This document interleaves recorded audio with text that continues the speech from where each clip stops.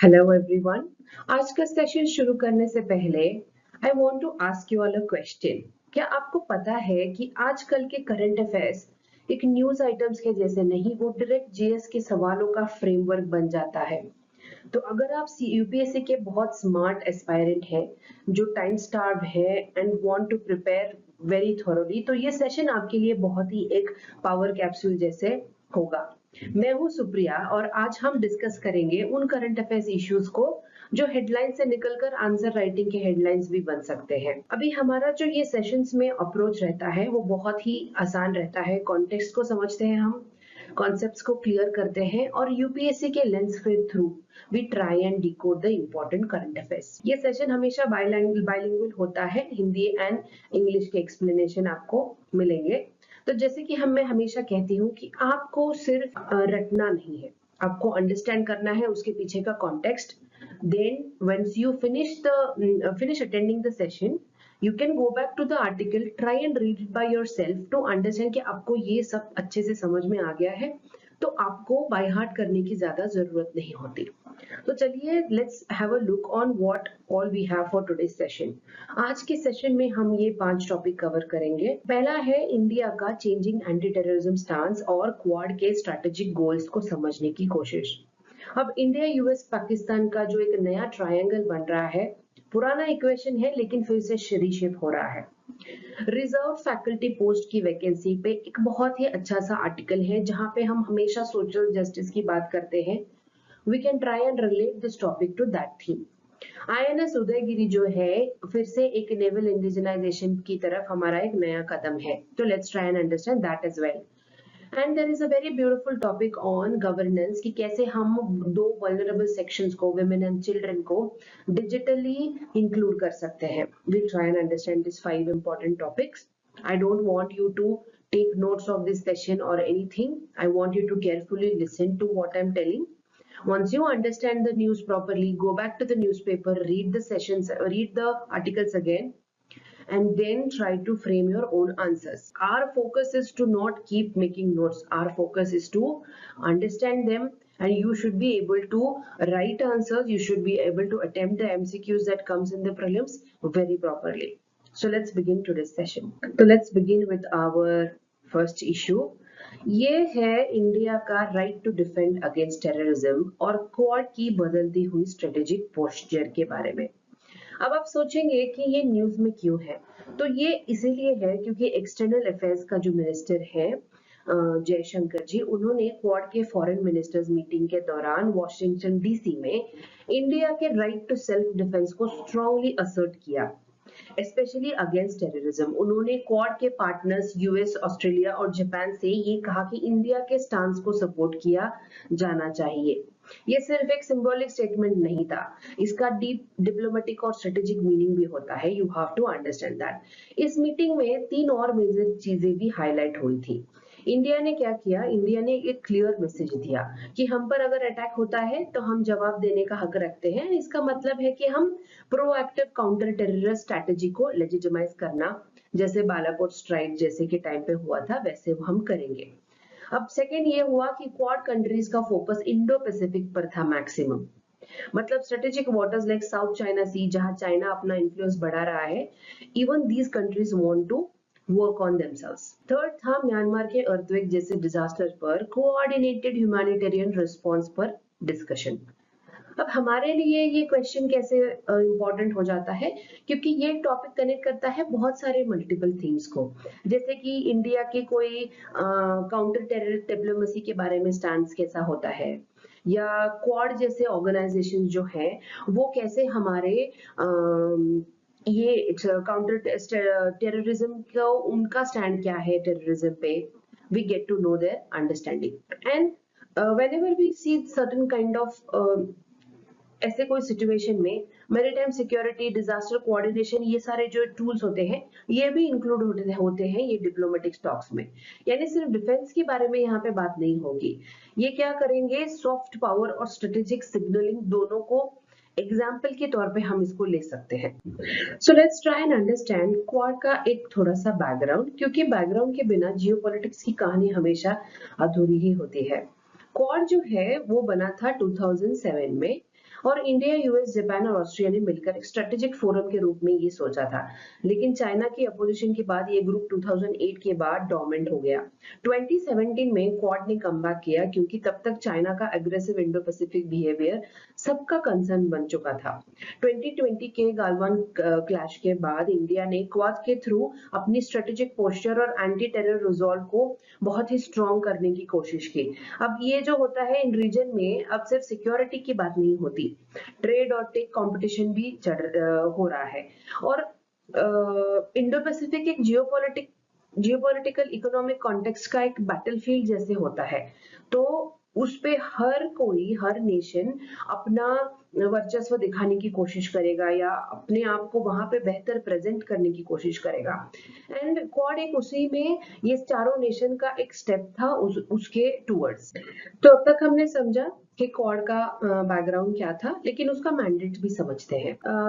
India का self defence के legal right है वो किस बेसिस पे है वो भी समझने की कोशिश करते हैं। क्वाड का मैंडेट जो है 4 पिलर्स पर बेस्ड होता है। फ्री, ओपन और inclusive Indo Pacific, maritime cooperation जैसे जॉइंट नेवल एक्सरसाइज करना, या इंफ्रास्ट्रक्चर डेवलपमेंट की बात हो जैसे अंडर सी केबल्स हो गए या पोर्ट का कंस्ट्रक्शन करना एक्सेट्रा। काउंटर टेररिज्म कोऑर्डिनेशन, यहाँ से इंडिया का इंटरेस्ट डायरेक्टली जुड़ता है।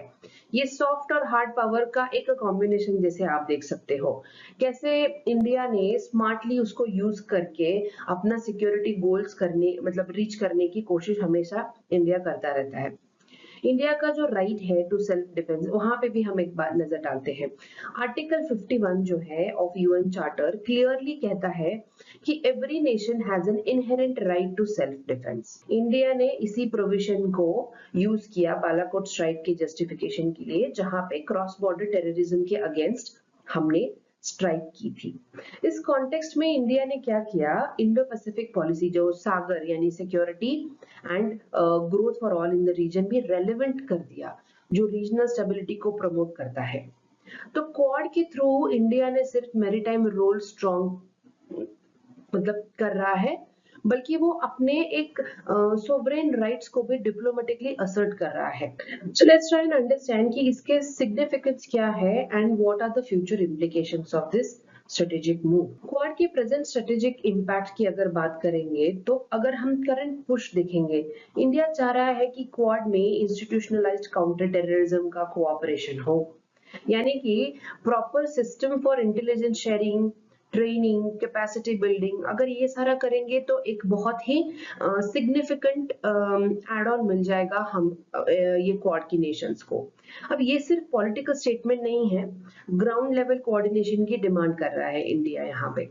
फ्यूचर इवोल्यूशन की बात करेंगे तो क्वाड का जो मैरीटाइम ग्रुप है वो सिर्फ एक ग्रुप जैसे नहीं, आगे चल के ये बन सकता है कॉम्प्रिहेंसिव सिक्योरिटी आर्किटेक्चर, जिसमें हम साइबर सिक्योरिटी, टेरर फाइनेंसिंग और सप्लाई चेन रेजिलियंस जैसे नए डिमेंशंस को हम ऐड कर पाएंगे आगे जाके। अब इसका मतलब क्या है, चाइना से स्ट्रेटेजिक कंपटीशन और डीपर और उसका रीजनल इन्फ्लुएंस हम और घटा सकते हैं। ग्लोबल इंपैक्ट की बात करेंगे तो इंडिया का ये असर्टिव स्टैंड ग्लोबल डिप्लोमेसी को भी अफेक्ट करता है कहीं ना कहीं, स्पेशली जब चाइना और पाकिस्तान के साथ रिलेशंस हो और फोरम्स लाइक यूएन, ब्रिक्स हो, उसमें इंडिया की पोजीशनिंग की हमेशा बात जब भी होगी, तो ये जरूर ये असर्टिवनेस वहां पे भी इफेक्ट जरूर करेगा। एंड देन ये जो हम क्वाड जैसे ऑर्गेनाइजेशन की बात करते हैं ना हमेशा, उसके थ्रू इंडिया अपना रीजनल सिक्योरिटी पोस्चर तो स्ट्रॉन्ग कर ही रहा है, लेकिन साथ ही साथ हम लोग क्या करने की कोशिश कर रहे हैं, ग्लोबल फोरम्स में एक डिसाइसिव प्लेयर बनकर हम उभरने की कोशिश कर रहे हैं। So this is how important this dialogue will prove for us. तो अब हम एंटर करने जा रहे हैं एक बहुत ही कॉम्प्लेक्स जियोपॉलिटिक्स के जोन में, जहां पे ये 3 कंट्रीज इंडिया, पाकिस्तान और यूएस शामिल है। ये एक स्ट्रेटेजिक ट्रायंगल का पैटर्न है जो अभी धीरे धीरे इवॉल्व हो रहा है। ये न्यूज में इसीलिए है क्योंकि रिसेंट डेवलपमेंट्स ने हमें ये सिग्नल दिया कि यूएस जो है अपना रीजनल इक्वेशन को हमेशा रिकैलिब्रेट करता रहता है। एक तरफ वो क्या करेगा, इंडिया के साथ डीपर डिफेंस और ट्रेड टाइज बनाता रहेगा, और दूसरी तरफ पाकिस्तान की मिलिट्री लीडरशिप से भी आउटरीच करता रहेगा, स्पेशली काउंटर टेररिज्म और अफगानिस्तान के कॉन्टेक्स्ट में। अब ऐसे वक्त में ये शिफ्ट ऐसे वक्त में हो रहा है कि इंडिया और पाकिस्तान के बीच थोड़ा सा टेंशन चल रहा है, military tension, cross border activities etcetera. और चाइना का रोल जो है साउथ एशिया में अग्रेसिव है ही, आपको पता है, via CPEC, military add etcetera. तो यहाँ पर यूएस का जो बैलेंसिंग एक्ट है, it is not just diplomatic, ये एक पावर रिकैलिब्रेशन भी है।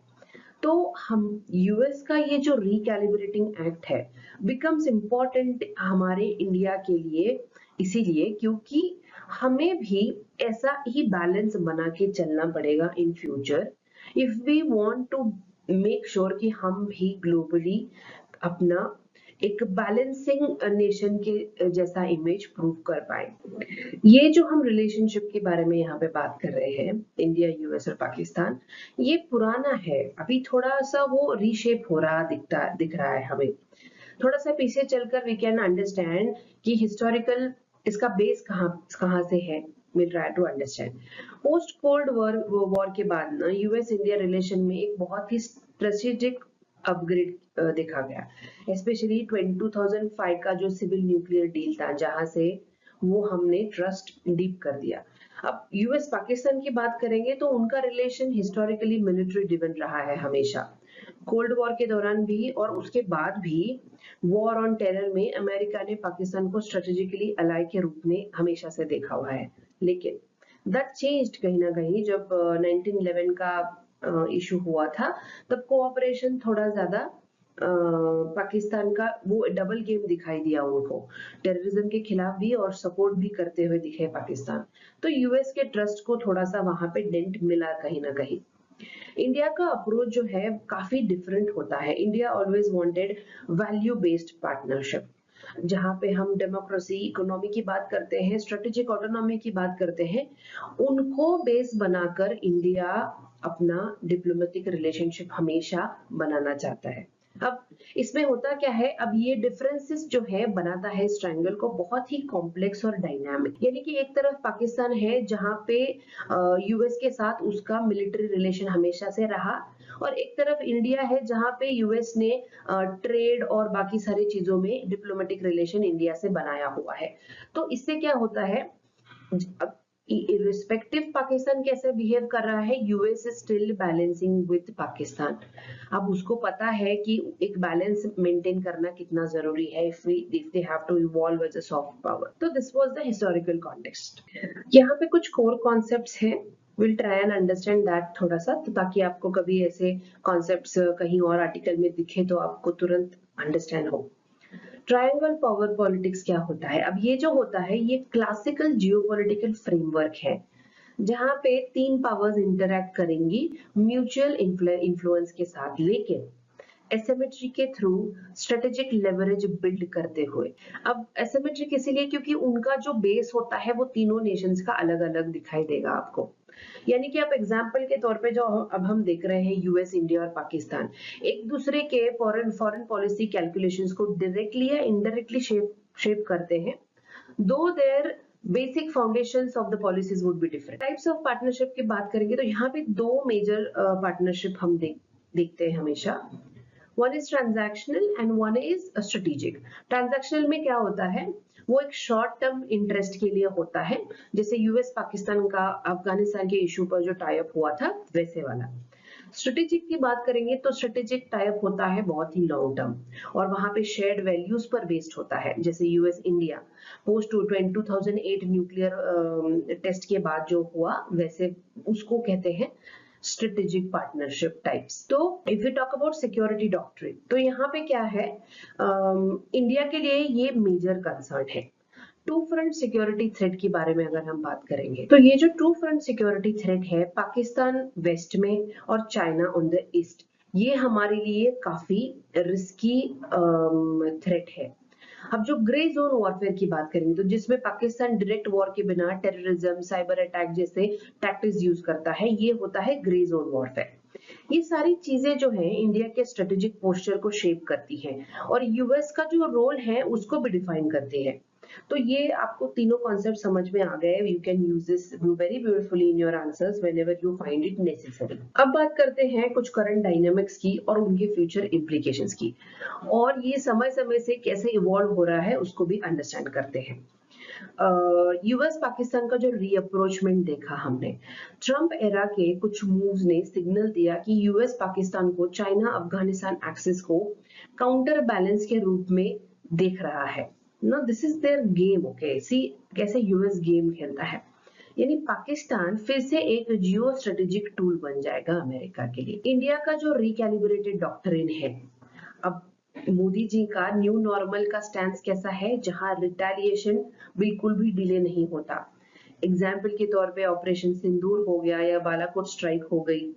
इंडिया अब प्रोएक्टिवली सिक्योरिटी डॉक्ट्रिन पे बिलीव करता है। अगर हम चाइना का रोल इसमें देखें, चाइना और पाकिस्तान का जो नेक्सस है सीपीएसी के द्वारा या मिलिट्री ड्रिल्स के द्वारा, इंडिया ने उसको एक फोर्स किया हुआ है क्वाड के थ्रू I2U2 के जैसे प्लेटफॉर्म्स में, जहां अपना वो क्लाउड बढ़ाया हुआ है। अब ये जो इंडो पैसिफिक अलायंसेस है, सिर्फ मैरीटाइम एक्सरसाइजेस के लिए नहीं बने, ये एक स्ट्रेटेजिक सिग्नल भी बन चुके हैं। तो that's how India is balancing it's presence. अगर हम फ्यूचर जियोपॉलिटिकल फ्लूइडिटी की बात करेंगे, तो यूएस चाइना राइवलरी के चलते रीजन में नए अलाइनमेंट्स हमेशा बनते हुए दिखते हैं हमें, और हमें जो है इंडिया को एक स्ट्रेटेजिक लैंडस्केप हमारे लिए कॉम्प्लेक्स बनता जा रहा है। डिप्लोमेटिक बैलेंसिंग और रीजनल लीडरशिप जो है दोनों जरूरी होता है हमेशा। तो ये ट्रायंगल अब एक बैलेंसिंग एक्ट नहीं है, बल्कि एक हाई स्टेक चेसबोर्ड बन चुका है, जहां पे इंडिया को अपने वैल्यूज, सिक्योरिटी और ग्लोबल रोल के बीच एक परफेक्ट इक्विलिब्रियम बनाना पड़ेगा।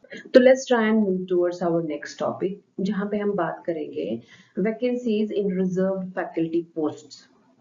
ये न्यूज में इसीलिए है क्योंकि तो हम यहाँ पे ये न्यूज में इसीलिए है क्योंकि जो एजुकेशनल इंस्टीट्यूशंस है उनकी इमेज के पर्दे के पीछे छुपा हुआ एक सिस्टमेटिक एक प्रॉब्लम, ये आर्टिकल उसी को हाईलाइट करता है। वैकेंसी जो है रिजर्व्ड फैकल्टी पोस्ट में, यानी SC ST OBC etcetera categories के लिए जो सीट्स रिजर्व होती हैं वो भर ही नहीं रही हैं। So this is all the issue about. अब रिसेंट डेटा ने ये बताया कि IITs IIMs और IAIMs जैसे सेंट्रल और एलिट इंस्टीट्यूशंस बार बार फेल हो रहे हैं इन रिजर्व फैकल्टी पोस्ट को फिल करने में। अब ये डिस्पाइट द फैक्ट कि कॉन्स्टिट्यूशन और गवर्नमेंट पॉलिसीज क्लियरली मैंडेट करती है कि हर रिजर्व पोस्ट को भरना बहुत ज्यादा जरूरी है। अब यहाँ पे प्रॉब्लम क्या है? प्रॉब्लम ये है कि सिर्फ एक एडमिनिस्ट्रेटिव डिले नहीं देख रहे हम, यहाँ पे देख रहे हैं इंस्टीट्यूशनल बायस और स्ट्रक्चरल इनजस्टिस का केस, जहां सोशल जस्टिस के प्रिंसिपल ग्राउंड लेवल पर अंडरमाइन होते दिखे हमें।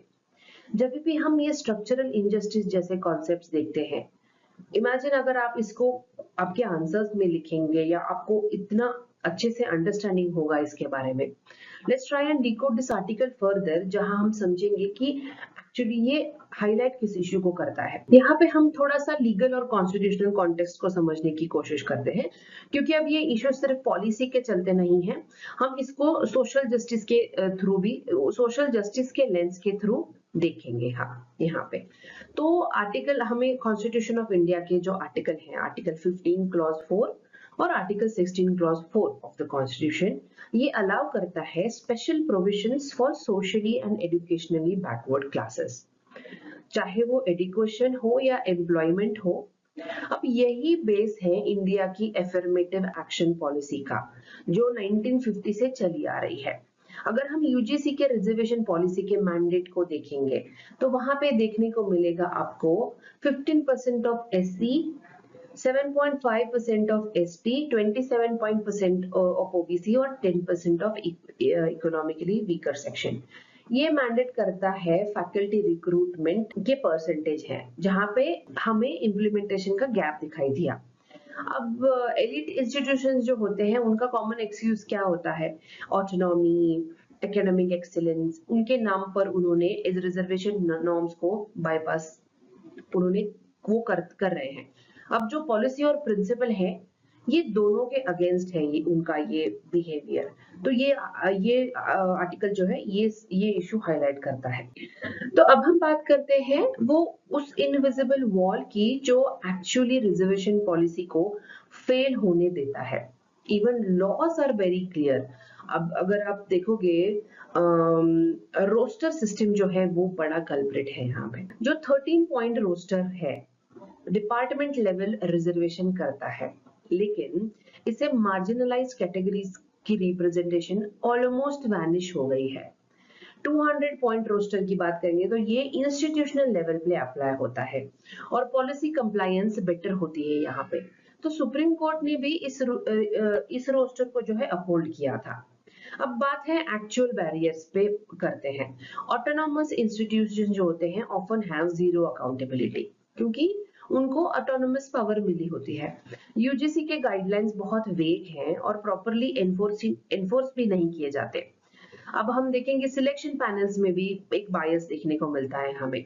बहुत ही कॉन्शियसली और अनकॉन्शियसली वो हो जाता है। और सबसे ट्रिकी है यहाँ पे मेरिट ये वर्ड का मिसयूज, जहाँ पे मेरिट के नाम पर मार्जिनलाइज कैंडिडेट्स को सचली एक्सक्लूड किया जाता है। अब ये सब मिलके एक invisible yet powerful systemic exclusion create कर रहा है। इसको हमें अंडरस्टैंड होना बहुत जरूरी है कि though they are not very much at the front, but these are the few factors that is affecting the recruitment कहीं ना कहीं। तो व्हेन वी नाउ यहाँ पे हमने देखा कि कैसे वैकेंट रिजर्व फैकल्टी पोस्ट का रिफिलमेंट नहीं हो रहा है। तो अब जानते हैं उसका इम्पैक्ट कैसा है और क्या क्या रिफॉर्म्स उसके लिए जरूरी है। करंट इम्पैक्ट की अगर ये आर्टिकल बोलता है कि थाउजेंड्स ऑफ फैकल्टी पोस्ट जो है स्पेशली एट एसोसिएट और फुल प्रोफेसर लेवल भी रिजर्व कैटेगरीज के लिए है खाली पड़े हैं। अब यानी कि रिप्रेजेंटेशन जो है सिर्फ एंट्री लेवल तक लिमिटेड हो गया है। डिसीजन मेकिंग लेवल तक अभी तक हम पहुंच ही नहीं पाए। अब इसका सोशल कॉन्सिक्वेंसेस क्या होता है, जैसे कि इसका मतलब है कि मार्जिनलाइज्ड कम्युनिटीज को नॉलेज प्रोडक्शन के इकोसिस्टम से एक्टिवली पुश आउट किया जा रहा है। अब इसका रिजल्ट ये है कि सोशल और एकेडमिक इनइक्वालिटी जो है हमेशा डीप होती जा रही है और सिस्टम इंक्लूसिव होने के बजाय एलिटिस्ट बनता जा रहा है। अब रिफॉर्म्स के बारे में बात करेंगे तो हमने देखा कि कैसे 200 पॉइंट रोस्टर जो है वो बहुत अच्छा साबित हुआ कंपेयर टू 13 पॉइंट रोस्टर और सुप्रीम कोर्ट ने भी उसको अपहोल्ड किया। अब हमें क्या करना है, ये 200 पॉइंट रोस्टर को जो है कंसिस्टेंटली अप्लाई करना होगा। पब्लिक ऑडिट्स और अकाउंटेबिलिटी मैकेनिज्म जो है उनको कुछ थोड़ा सा पुश करना पड़ेगा। रिक्रूटमेंट पैनल्स और ज्यादा इंक्लूसिविटी और बायस अवेयरनेस की ट्रेनिंग दे के we have to form the panels. और सबसे ज्यादा यहाँ पे जरूरी है कि ये जो मेरिट वर्ड है उनको एक बहुत अच्छे से डिफाइन करना पड़ेगा ताकि वो डेफिनेशन सोशली कॉन्टेक्चुअल बना रहे। क्योंकि जब एक्सेस ही अनइक्वल होगा तो आउटकम तो अनफेयर होगा ही होगा। And whenever we talk about social justice, ये भले ही टॉपिक थोड़ा सा डिफरेंट है, लेकिन when it comes to social justice we always have to address such issues as well. तो अभी हम यहाँ पे जो देखा कि कैसे डेटा गैप हो रहा है, ये इस पे बात नहीं की हमने, बल्कि देखा कि कैसे एक systemic justice versus institutional inertia की लड़ाई देखी, जहां फेयर रिफॉर्म्स करना सिर्फ पॉलिसी मेकिंग का नीड नहीं है, एक मॉरल इंपरेटिव है। तो moving on to our next topic of the day, यहाँ पे हम देख रहे हैं INS Udaygiri and India's naval indigenisation drive के बारे में बात करेंगे। न्यूज में इसीलिए ये है क्योंकि आईएनएस उदयगिरी जो है एक इंडिया के नेवल इंडिजिनाइजेशन ड्राइव का हिस्सा बनता है। इस बार हम बात कर रहे हैं एक ऐसे डेवलपमेंट की जो इंडिया के डिफेंस मैन्युफैक्चरिंग को एक नया कॉन्फिडेंस देगा। आईएनएस उदयगिरी का इंडक्शन बाय इंडियन नेवी। अब ये न्यूज में इसीलिए बना हुआ है क्योंकि this is the second stealth frigate under project 17A और इसे सिर्फ 37 मंथ्स में कमीशन किया गया है। अब ये जो है एक रिमार्केबल अचीवमेंट है फॉर हमारे लिए, क्योंकि ये हमने खुद ने मैन्युफैक्चर किया। अब इस माइलस्टोन का मतलब क्या है कि इंडिया ने सिर्फ एक और वॉरशिप नहीं बनाया, बल्कि एक स्टेल्थ टेक्नोलॉजी, मॉड्यूलर डिजाइन और इंडिजिनियस कॉम्बैट सिस्टम के साथ एक मेजर लीप लिया। ये परफेक्टली अलाइन करता है मेक इन इंडिया और आत्मनिर्भर भारत के स्ट्रेटेजिक गोल के साथ, स्पेशली इन डिफेंस सेक्टर। ऐसे इनिशिएटिव्स, ये माइलस्टोन इसीलिए साबित होते हैं क्योंकि हम खुद ही, ये इंडिजिनस इसीलिए कहलाता है क्योंकि हम उसको खुद डिप्लॉय करेंगे, खुद बनाएंगे, खुद डिजाइन करेंगे। Everything will be made in India. So this becomes a very important step in Indian defense. तो अब समझते हैं कि प्रोजेक्ट 17A का टेक्निकल और स्ट्रेटेजिक इंपॉर्टेंस क्या है हमारे लिए और कैसे ये इंडिया के ब्लू वाटर नेवी ड्रीम को शेप करता है। प्रोजेक्ट 17 वर्सेस प्रोजेक्ट 17A की बारे में बात करेंगे। तो जहां पे प्रोजेक्ट 17 जो है, ये था इंडिया का शिवालिक क्लास स्टेल्थ फ्रिगेट्स बनाने वाला पहला प्रोजेक्ट, जिसमें इंडिया ने स्टेल्थ वॉरशिप कैपेबिलिटी की शुरुआत की थी। जो 17A है वो एक अपग्रेडेड वर्जन है जिसमें एडवांस गाइडेड मिसाइल फ्रिगेट्स भी होंगे, जहां पे बेटर वेपन्स, ऑटोमेशन और मॉड्यूलर शिप बिल्डिंग को यूज किया गया है। स्टेल्थ टेक्नोलॉजी की बात करेंगे तो प्रोजेक्ट 17A जो है, ये शिप जो है यूज लो रडार क्रॉस सेक्शंस, हीट और साउंड सिग्नल्स को सप्रेस करता है। इसमें क्या होता है, एनिमी डिटेक्शन मुश्किल होती है, यानी ये है इनविजिबल वॉरियर ऑफ द सी, आप कह सकते हो उसको। ब्लू वाटर नेवी की जब भी हम बात करते हैं तो ये है नेवी जो सिर्फ कोस्टल डिफेंस तक लिमिटेड नहीं होती, बल्कि डीप ओशन ऑपरेशन भी एग्जीक्यूट कर सकती है, स्पेशली इंडो पैसिफिक में। ये इंडिया के स्ट्रेटेजिक मैरीटाइम गोल्स के लिए कितना क्रिटिकल है आप सोचिए, जैसे क्वाड, आईओ और आउटरीच हो गया, तो इसमें ये सारा इंक्लूडेड है। तो आईएनएस उदयगिरी का जो है इंडक्शन सिर्फ एक शिप लॉन्च की तरह नहीं देखते हम, ये बहुत हमारे लिए एक स्ट्रेटेजिक सिग्नल है दुनिया को, स्पेशली इंडियन ओशन में, जहां पे पावर शिफ्ट को लेकर हमेशा कुछ ना कुछ चलता रहता है। हमारा जो करंट अचीवमेंट है, शिप को सिर्फ 37 मंथ में डिलीवर किया, तो ये इंडिया के डिफेंस प्रोडक्शन में फास्ट एग्जीक्यूशन कैपेसिटी को दिखाता है। If you talk about maritime deterrence, ये शिप चाइना के अग्रेसिव पोस्चर के बीच इंडिया का नेवल असर्टिवनेस रीइंफोर्स करेगा, स्पेशली इंडियन ओशन रीजन में। सेल्फ रिलायंस की बात करेंगे तो हम शिप का डिजाइन इंडिया के वॉरशिप डिजाइन ब्यूरो ने बनाया है, which shows कि इंडियन नेवी की डिजाइन ऑटोनॉमी और इंडिजिनियस R&D कैपेबिलिटी कितनी एप्ट है। फ्यूचर के बारे में भी देखोगे आप तो 2026 के बाद सारे 7 प्रोजेक्ट जो है 17A फ्रिगेट्स इंडियन नेवी में होंगे, तो जो इंडिया की सी बेस्ड डिफेंस को बहुत ही मेजर बूस्ट मिलने वाला है यहाँ पे, स्पेशली जो इंडो पैसिफिक पार्टनरशिप जैसे क्वाड में देखा हमने, उसके लिए कितना सिग्निफिकेंट साबित होगा। तो let's talk about our last session, last article of the session. ये है एक एसेट ट्रांसफॉर्मेशन की बात जो कि गवर्नेंस को इंक्लूसिव भी बना रहा है और इंटेलिजेंट भी बना रहा है। ये है विमेन एंड चाइल्ड वेलफेयर में डिजिटल शिफ्ट की बात करने वाला आर्टिकल। अब यहाँ न्यूज में ये इसीलिए है क्योंकि ministry of women and child development है, जिसे हम ministry of women and child development कहते हैं, उन्होंने अपने मेजर स्कीम्स में डिजिटल प्लेटफॉर्म्स को इंटीग्रेट किया है। और ये प्लेटफॉर्म सिर्फ मॉनिटरिंग टूल के जैसे नहीं होंगे, बल्कि रियल टाइम गवर्नेंस को एनेबल करेंगे। कौन कौन से प्लेटफॉर्म है यहाँ पे, पोषण ट्रैकर है, ये जो है इंटीग्रेटेड चाइल्ड डेवलपमेंट सर्विस का एक फ्रंटलाइन वर्कर जो है, फ्रंटलाइन वर्कर्स को एनेबल करेगा कि वो रियल टाइम में चाइल्ड और मैटरनल न्यूट्रिशन के डेटा को फीड कर पाए। यानी अब माल न्यूट्रिशन से फाइट करना डेटा ड्रिवन और जियो टैग्ड बन चुका है, वी कैन से। प्रधानमंत्री मातृ वंदना योजना के बारे में बात करेंगे तो ये जो है एक डिजिटल इंटरफेरेंस है, ताकि मैटरनिटी बेनिफिट का डिस्बर्सल डायरेक्ट हो और ट्रांसपेरेंट भी हो। अगर हम शी बॉक्स के बारे में बात करेंगे तो ये शी बॉक्स जो है, ये एक ऑनलाइन प्लेटफॉर्म है जहां पे work place sexual harassment complaints को रजिस्टर और मॉनिटर किया जाता है। ये बहुत ही इंपॉर्टेंट स्टेप है towards women's dignity and redressal.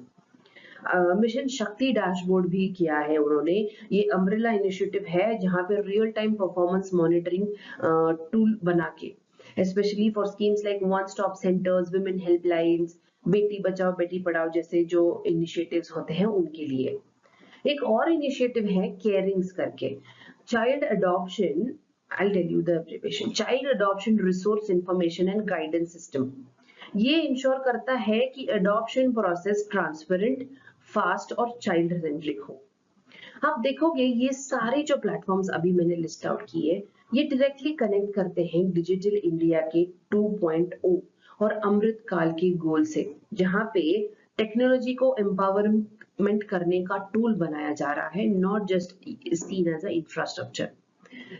यहाँ पे जो है 3 चीजें हाईलाइट होती है। यहाँ पे हमने देखा कि कैसे रियल टाइम मॉनिटरिंग को इम्पोर्टेंस दिया गया। यहाँ पे we also saw direct benefit transfer को कैसे एनेबल कर सकते हैं। And then thirdly and the most importantly क्या हाईलाइट हुआ, सोशल अकाउंटेबिलिटी। तो यहाँ बात ये है कि सिर्फ स्कीम्स को लाना, बल्कि उनका एग्जीक्यूशन की quality and last mile delivery का इम्प्लीमेंटेशन होना जरूरत है, ये दिखाता है आर्टिकल। डिजिटल टूल्स वुमेन और चिल्ड्रन को सिर्फ एक सर्विस रिसिपेंट्स नहीं, एक्टिव स्टेक होल्डर्स बना रहे हैं गवर्नेंस के प्रोसेस में, we can say. So let's try and understand कि कैसे डिजिटल प्लेटफॉर्म्स, कौन से डिजिटल प्लेटफॉर्म्स है, कैसे काम कर रहे हैं और इनका जो ग्राउंड लेवल इम्पैक्ट है क्या है। ये टूल सब सिर्फ बैकएंड सिस्टम नहीं, सोशल जस्टिस के एक डिजिटल वेपन्स की तरह काम करते हैं। पोषण ट्रैकर की बात करेंगे तो ये एक बहुत ही रियल टाइम मॉनिटरिंग टूल है जो 14 लाख से भी ज्यादा आंगनवाड़ी सेंटर्स में यूज हो रहा है। इसका काम क्या होता है, चाइल्ड ग्रोथ को ट्रैक करता है, ये माल न्यूट्रिशन को आइडेंटिफाई करता है और न्यूट्रिशन डिस्ट्रीब्यूशन को भी मॉनिटर करता है। अब इसे फ्रंटलाइन वर्कर्स के फोन पर ही डेटा अपडेट हो जाता है और नेशनल डैशबोर्ड तक वो रियल टाइम रीच मिलती है। यानी कि अब पॉलिसी बनाना एक्सेल शीट के नंबर्स पे नहीं, एक्चुअल फील्ड पे डेटा बनाया जा रहा है। प्रधानमंत्री मातृ वंदना योजना के बारे में अगर आपने कभी पढ़ा होगा तो इस स्कीम के तहत 6,000 रुपीज का कैश इंसेंटिव मिलता है पहली बार मां बनने पर, और पूरा प्रोसेस अब आधार ऑथेंटिकेटेड और पेपरलेस हो चुका है। यानी कि जो वुमेन को फाइनेंशियल सपोर्ट देने के साथ साथ जो है बर्थ रजिस्ट्रेशन और मैटरनल हेल्थ ट्रैकिंग में भी हेल्प करेगा। यहाँ से तो तीनों गोल अचीव हो रहे हैं। शी बॉक्स में आप जैसे मैंने बोला कि कैसे ऑनलाइन कंप्लेंट रिड्रेसल पोर्टल बनाया गया जो वुमेन एम्प्लॉयज को सेक्सुअल हरासमेंट के केस को डायरेक्टली मिनिस्ट्री तक एस्केलेट करने का ऑप्शन देता है। ये जो पॉश एक्ट है 2013 का, इससे लिंक्ड है और ट्रांसपेरेंसी के साथ साथ ग्रीवेंस रिड्रेसल भी करता है। ये एक बहुत अच्छा एग्जाम्पल है, डिजिटाइजेशन सिर्फ एफिशिएंसी नहीं, डिग्निटी भी ला सकता है। Through this we understand this. अगर हम केयरिंग्स की बात करेंगे तो child adoption resource information and guidance system, ये एक प्लेटफॉर्म है जो चाइल्ड अडॉप्शन प्रोसेस को पेपरलेस, ट्रैकेबल और अकाउंटेबल बनाता है। जो हमने ये सारे जो प्रोस्पेक्ट होते हैं अडॉप्टिव पेरेंट के प्रोफाइल का वेरीफाई करना, अवेलेबल चिल्ड्रन का डेटा जो है सेंट्रल डैशबोर्ड में इंटीग्रेटेड होता है, जिससे जो है चाइल्ड मैचिंग और प्लेसमेंट फास्टर हो जाएगी, सेफर और ट्रांसपेरेंट भी हो जाएगी। तो ये जो प्लेटफॉर्म्स हमने देखे वो बताते हैं कि डिजिटल इंडिया का असली टेस्ट ग्राउंड है विमेन एंड चाइल्ड वेलफेयर। जब डिलीवरी सिस्टम एम्पावर करता है लास्ट माइल बेनिफिशियरीज को, तभी हम गवर्नेंस को मीनिंगफुल कह सकते हैं। सो लेट्स सी कि डिजिटल रिफॉर्म्स का ग्राउंड लेवल इम्पैक्ट क्या होता है, और आगे ये देखेंगे कि ये जो सारा डेटा आपको दिखाई दे रहा है वो उसका आउटकम्स बताता है। तो let's try and understand that. तो sex ratio at birth 2014 and 15 में सेक्स रेशियो एट बर्थ था 980, जो बढ़कर अभी हो गया है 930। ये इंडिकेट क्या करता है कि awareness plus targeted scheme delivery का ग्राउंड लेवल पर अच्छा इफेक्ट। मैटरनिटी मोर्टेलिटी रेट्स के बारे में अगर देखोगे तो 97 पर 1 लाख लाइव बर्थ्स पे आ गया है, जो एक मेजर पब्लिक हेल्थ सक्सेस है। और इसमें जो मातृ वंदना योजना है और इंस्टीट्यूशनल डिलीवरी ट्रैकिंग का एक बहुत ही स्ट्रॉन्ग रोल प्ले किया वो इनिशिएटिव्स ने। यहाँ पे 14 लाख के आसपास आंगनवाड़ी सेंटर हैं जो सारे डिजिटली कनेक्टेड हो चुके हैं वाया पोषण ट्रैकर। इसका मतलब क्या है कि real time data, targeted nutrition delivery and better accountability यानी अब आंगनवाड़ी डेटा सिर्फ जो है डेटा सिर्फ रजिस्टर में नहीं, डैशबोर्ड पर भी दिखाई देगा। उससे क्या होगा, it will be easy to evaluate कि जो इनिशिएटिव्स बनाए हैं वो वहां तक पहुंच भी नहीं रहे या नहीं। तो एआई और प्रेडिक्टिव एनालिटिक्स का यूज बढ़ेगा यहाँ पे, ताकि हाई रिस्क मदर्स और माल न्यूट्रिश्ड किड्स को पहले ही आइडेंटिफाई किया जा सके। क्रॉस सेक्टोरल इंटीग्रेशन भी आप देखेंगे कि जैसे हेल्थ, एजुकेशन, सैनिटेशन, यहाँ पे एक इकोसिस्टम जैसे बन रहा है। हम जब डिजिटल लिटरेसी की बात करते हैं और एक्सेस की बात करते हैं डिजिटल की, तो ये सारे इनिशिएटिव्स जो है डिजिटल डिवाइड को कम करते हैं। तो ये मॉडल हमें बताता है कि जब गवर्नेंस डेटा से ड्रिवन होता है और डिलीवरी टेक्नोलॉजी से एम्पावर्ड होती है, तो how this beautiful result come into picture. और आज के सेशन में हमने देखा कि इंडिया का जो स्ट्रेटेजिक विजन है, सोशल इक्विटी मिशन है हमारे लिए, तो it becomes very much important to include this sections and ऐसे इनिशिएटिव्स को आगे भी डेवलप करना। सब कुछ सिर्फ पॉलिसीज तक सीमित नहीं रख सकते हम, एग्जीक्यूशन लेवल ट्रांसफॉर्मेशन की जो जरूरत है उस पे भी हमने काम करना शुरू कर दिया अभी। From India asserting its right to self defence on global platform जैसे क्वाड हो गया, टू कैसे हम इवॉल्व कर रहे हैं हमारे पुराने रिलेशनशिप को डिप्लोमेटिक इक्वेशंस को बैलेंस करने के लिए। वी हैव सीन, हमने देखा कि कैसे इंस्टीट्यूशनल इनजस्टिस हो रहा है हायर एजुकेशन को, तो वो गैप आइडेंटिफाई करके सोशल जस्टिस को और स्ट्रेंथन करने की कोशिश कर रहे हैं हम। देन वी सॉ कि हम कैसे नेवल इंडिजिनाइजेशन की तरफ आगे बढ़ रहे हैं थ्रू आईएनएस उदयगिरी। और फाइनली देखा the real time digital governance जो विमेन एंड चाइल्ड वेलफेयर की स्कीम्स में यूज होगा। ये टॉपिक्स हमें बताते हैं कि ये सब यूपीएससी के लिए तो रेलेवेंट है ही, लेकिन इसीलिए हेडलाइंस में आते हैं क्योंकि ये शेप करते हैं हमारे फ्यूचर इंडिया को। अब इससे हम टेक अवे ये लेते हैं कि जब भी हम इंटरनेशनल रिलेशंस में जियोपॉलिटिक्स की शिफ्टिंग देखेंगे, तो ये सारे जो ट्रायंगल्स देखे हमने उनको अंडरस्टैंड करना जरूरी है। Then when we talk about GS2 के सिलेबस को, जहाँ पे सोशल जस्टिस की इंपॉर्टेंस भी देखी हमने, देखा कि कैसे पॉलिसी फेल्यूर्स का रियल एग्जांपल देखा थ्रू फैकल्टी के रिजर्वेशंस की फेल्यूर के थ्रू। GS3 में देखा कि कैसे डिफेंस इंडिजनाइजेशन में, ई गवर्नेंस में हम और आगे बढ़ने की कोशिश कर रहे हैं। तो एज आई हैव सेड कि ये सारे जो कनेक्टिंग डॉट्स होते हैं, you need to work on that just to understand कि हम as a country किस हिसाब से आगे बढ़ रहे हैं in all zones। इसी अप्रोच के साथ मिलते हैं अगले सेशन में नए इश्यूज एंड नए पर्सपेक्टिव्स के साथ। Till then you all have to stay sharp, stay consistent and always remember study smart. See you tomorrow. Thank you very much for attending the session. Veranda IAS, where your dream becomes reality.